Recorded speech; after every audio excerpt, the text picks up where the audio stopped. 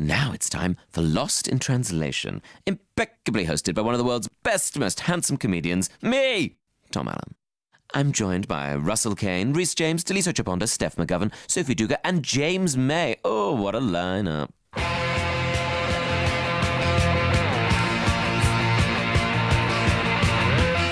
Hello, I'm Tom Allen, and welcome to Lost in Translation.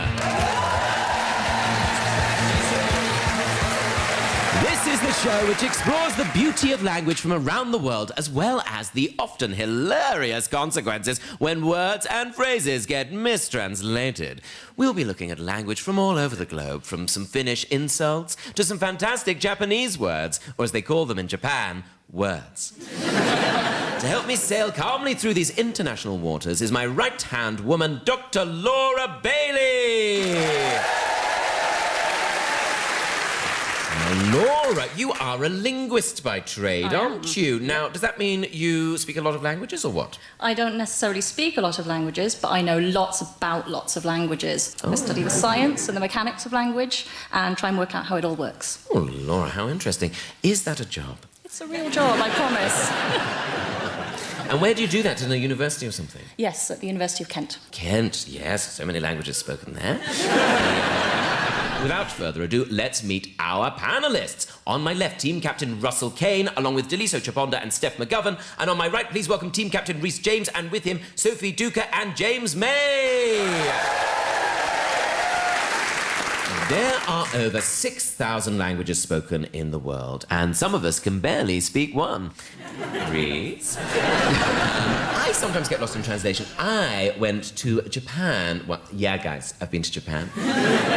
And I was having a lovely time walking around Kyoto, and I wandered into this museum, and this wonderful building. I was going in all the different rooms. It was really beautiful. And then this woman came out in an immaculate kimono, and she looked me up and down, and she went, "This is my house."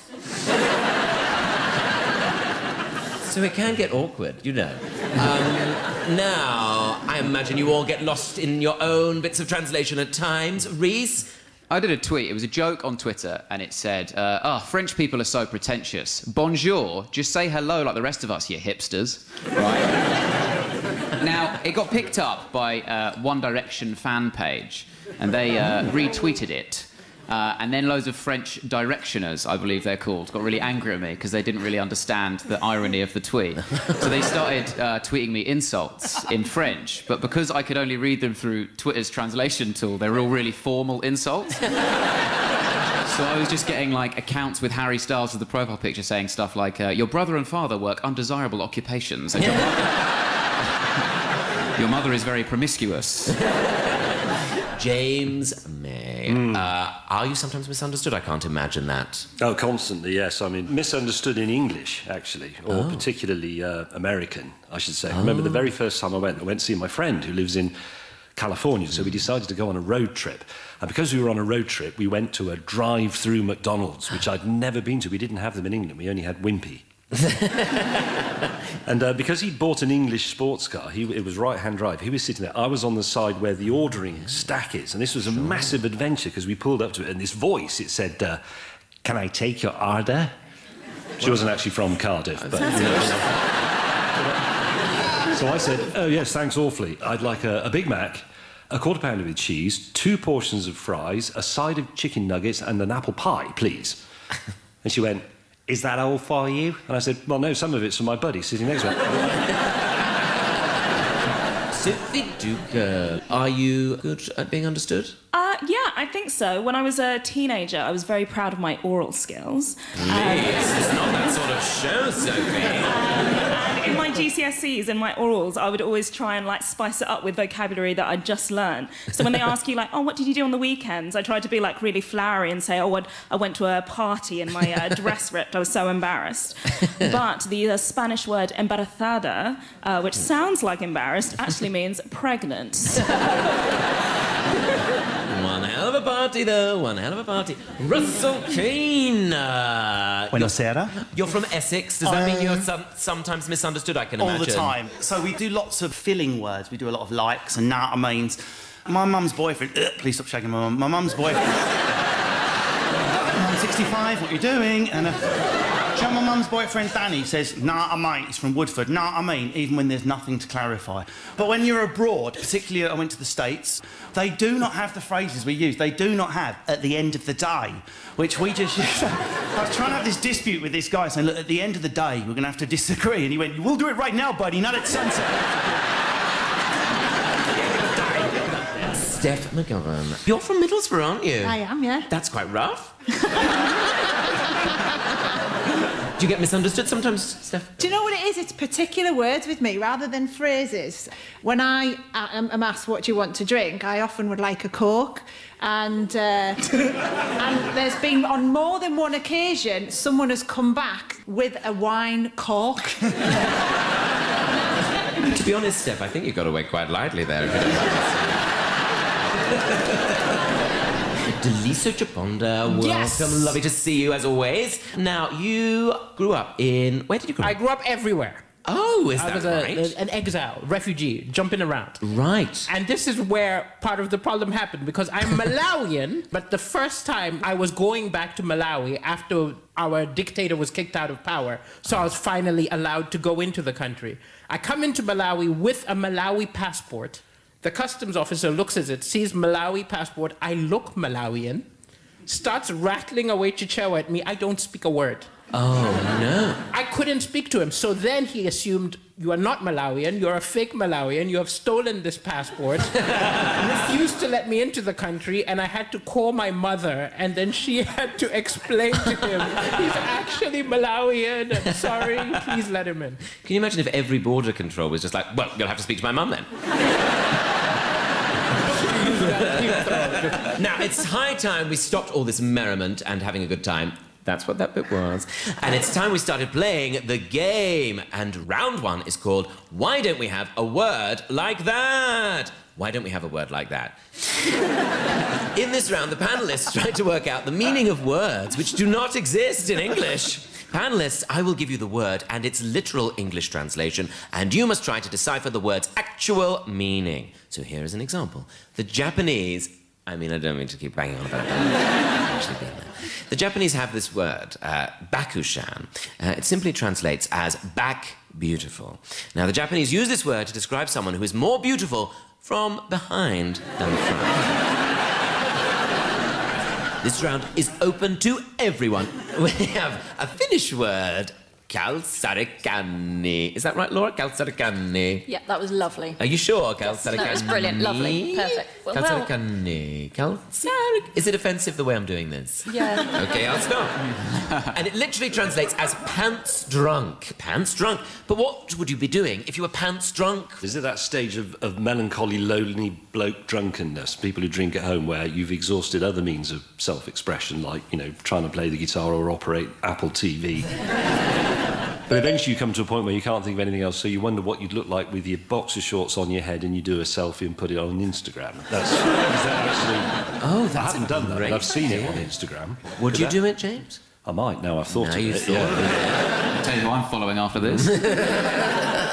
Sophie Duker, what do you think pants drunk might be? Well, everyone knows the expression, wear the trousers. Oh, wear the yes. trousers to, Yeah. like, have lots of power. So I think pants drunk is the word for, like, a sort of uppity, professional woman. Because if women put on trousers, they can do anything, like be heads of companies or run the ECB. So it's a woman that's so drunk on power, she's so pants drunk that she's, like, bossing everything. Oh, A Serena Williams figure. Oh, yes. Yes. I would love to meet somebody She's who's pants pants drunk. drunk. Have you an American, but it's in the American It's in the pants. American bit. Yeah, pants drunk. She's pants drunk. Have you seen? Oh my God! Hi, she's pants drunk. Any thoughts over here? Pants drunk. This is a tough one for me because Yes, I Daliso. don't drink alcohol, and I didn't know until I came to England this is a personality flaw. So I legitimately have had problems, but the best I could do maybe is imagine that it is something that happens like 6 months into a divorce, where you've got so drunk, so depressed, all you're left is your pants because she took everything else. You know, when you go to bed, you're pissed. The last thing I do, I'm assuming girls do this, but I know all boys do, is like a Bruce Lee ninja kick of the pants off to try and... That is just... Every man does don't know it if with I his do boxer that. short I don't know if I at do the that. end. Now, I have lost quite a lot of...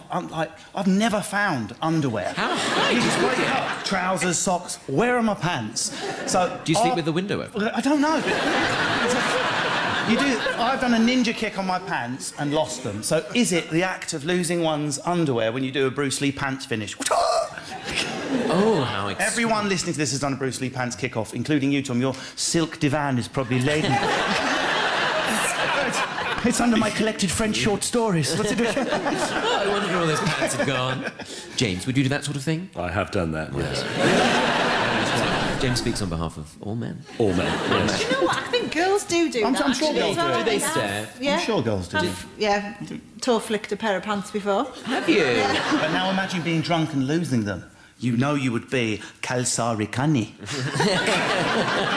Maybe it is a northeastern word. Kalsarikani. None of that is right.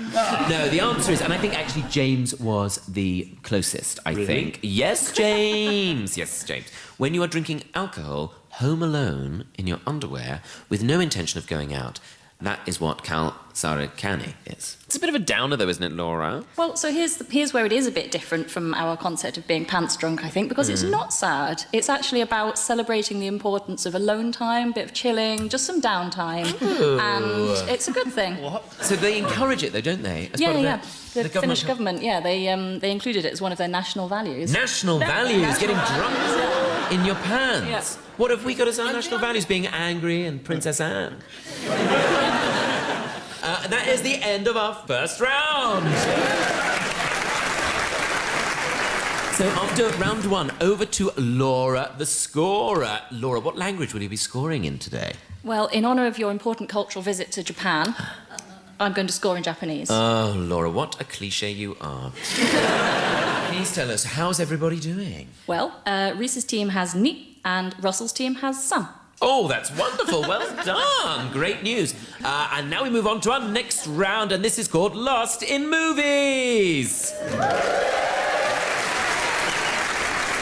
It's a quickfire round, and it explores how movie titles have got lost in translation when released in other countries. A personal favourite of mine is when The Full Monty was released in China. It became Six Naked Pigs.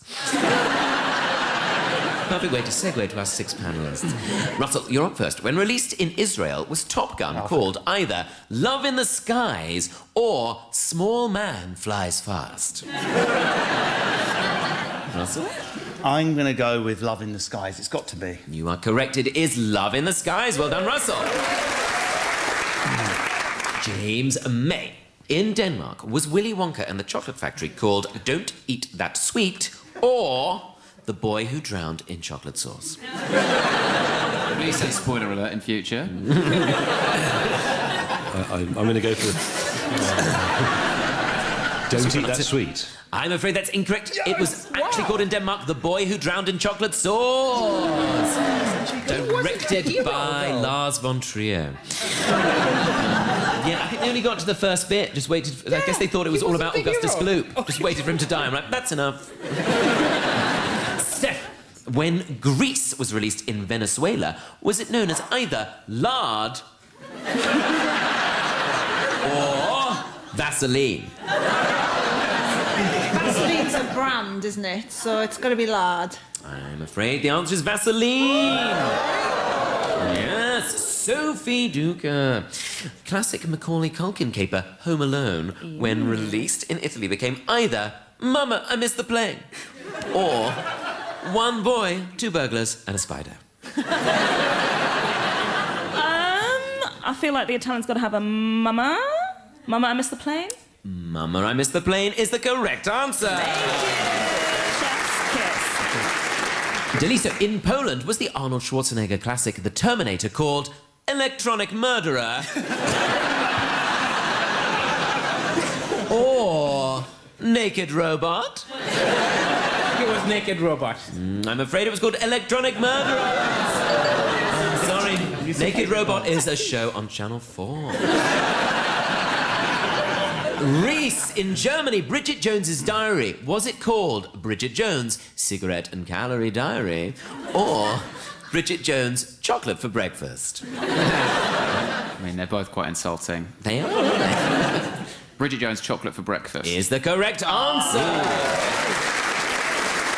Laura, you've been sat there all this time. It's time you said something. Tell us, what are the scores, please? The scores are Rhys's team has she and Russell's team has hachi. Oh, I didn't expect it to go that way. Well done, everybody. Now we're on to round 3, compliment or insult.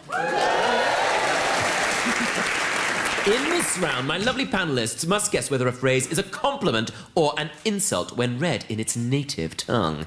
I will give you 2 words in English from that phrase to help you on your way. Question 1. Laura, can you give us our first compliment or insult, which is from Serbia? Dada ti žena rodila stonogu, pad ceo život radio za cipele. Thank you, Laura. I'm going to translate 2 words for you. The clue words I'm going to give you are work and centipede. Work and centipede. But is it a compliment or is it an insult? And what do you think it means? This round is open to everyone. Sophie, any thoughts? I think it's a compliment. I think it means, Daddy, you work that ass like a centipede. And I suppose a centipede does really work its ass. Really working, it's got a lot of hip action going on. I mean, it couldn't have more. It's got 100 hips. Daliso. Got a compliment. So it's, I love you so much, I would work harder than a centipede's feet to make you happy. How bad.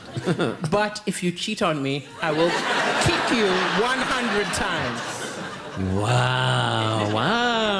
What a journey. I've got an insult for you. Oh, yes, Steph, what do you think it is? I'd rather have my face massaged by a centipede with athlete's foot than work with you. Who have you said it to? Many a person. Many a person. We're very lucky to have Steph here this evening. James, what do you think it might be? I imagine have you thrown some insults in your time? I've thrown some insults, but I think that might be a compliment. Serbians are notorious hard workers, hardy folk, and so on. And I think it might be something like, you see that Serbian man, he works like a centipede's football boot re-studying operative. I don't know, something that involves a lot of... James, for somebody I'd often think of you as quite blokey, but what a magical world your mind is. The answer, it is an insult, and it translates as, may your wife give birth to a centipede. So you have to work to buy shoes all your life.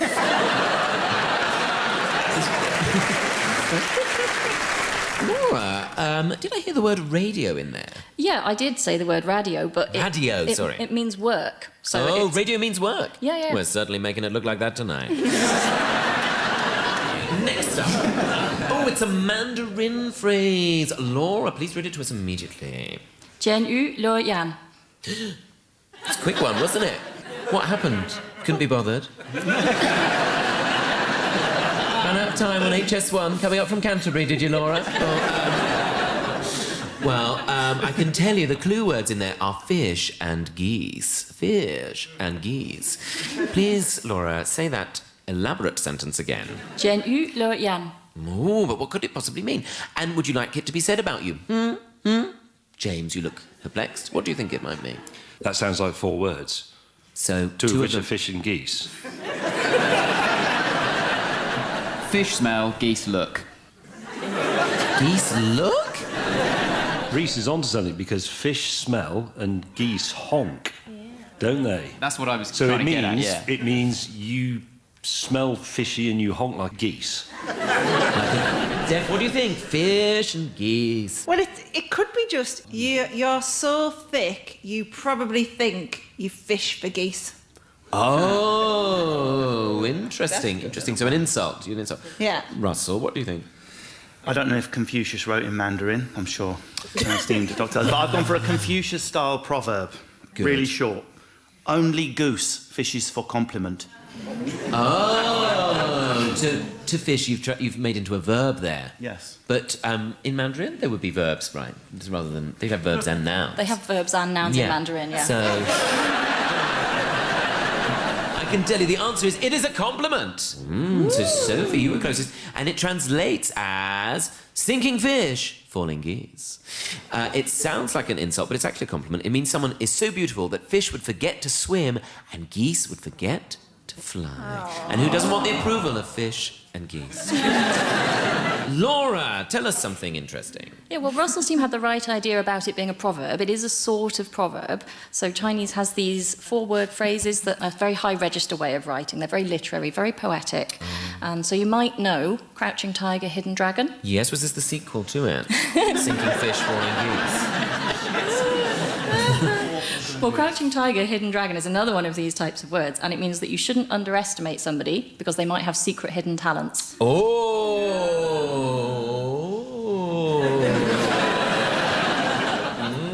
That's very true, isn't it? Bad lover, great comedian. Not hidden now, is it? Well, at the end of that round, Laura, the scorer, tell us, how's everybody been doing? Okay, so Rhys's team has Juichi, Russell's team has Q. Wow, it's all to play for as we go into our final round.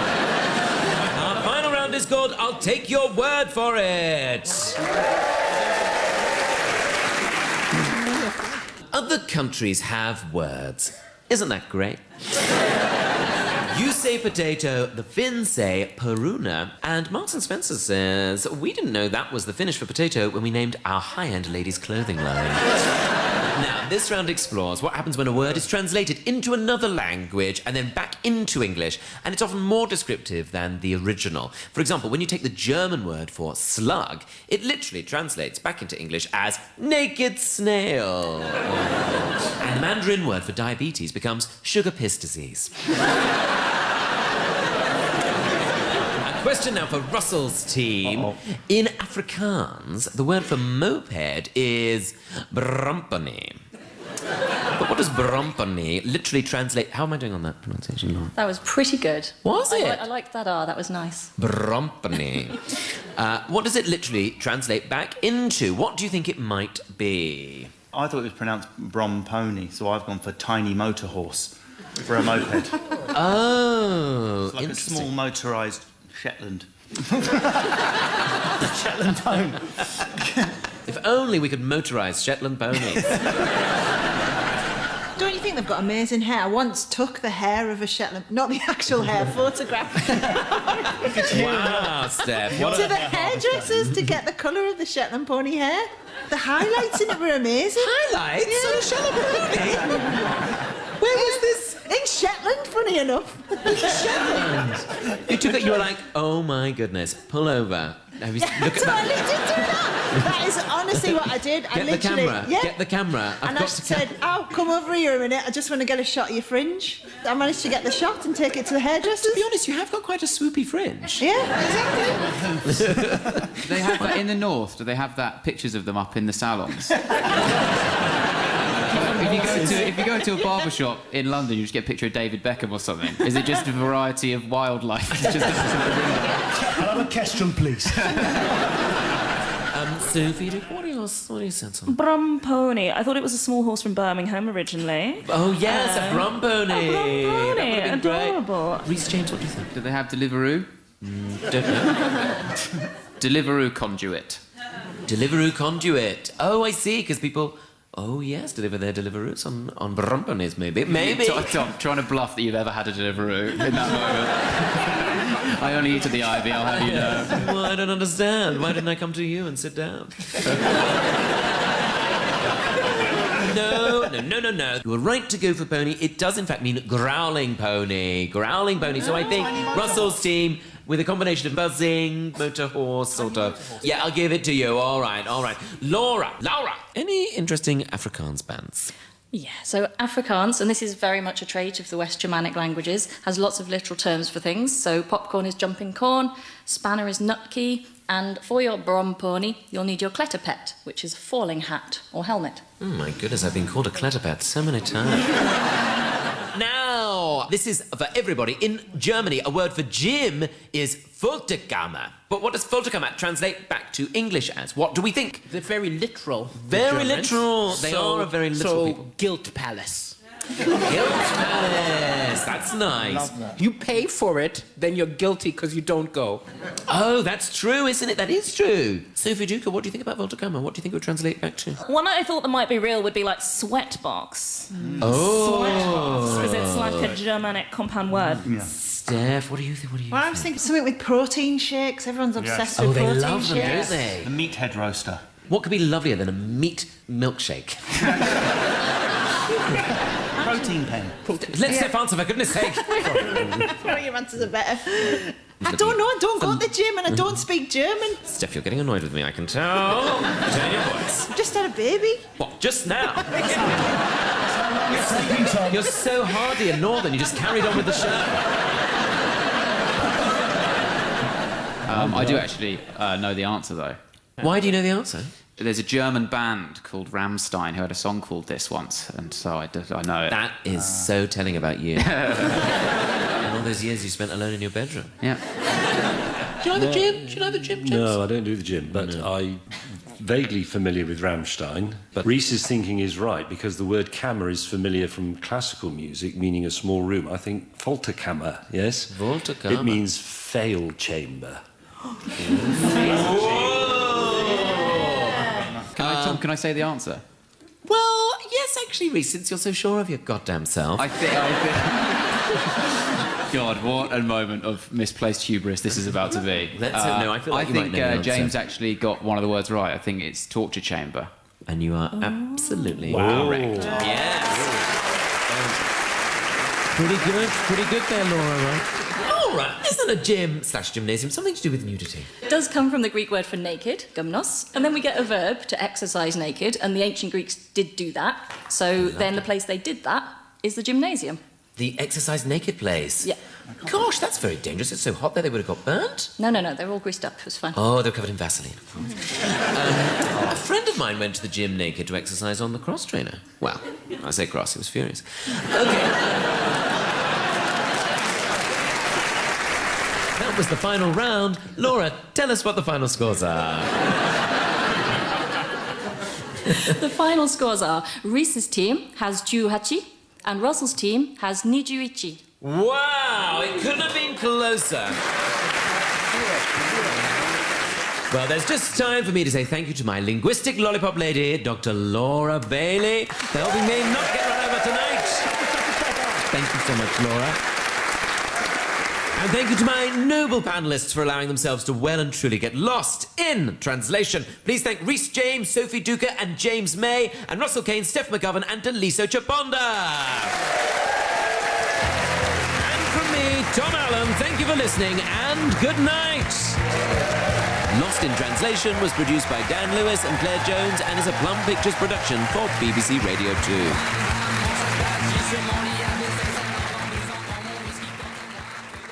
That was Lost in Translation. Oh, wasn't it wonderful? Yes, thank you.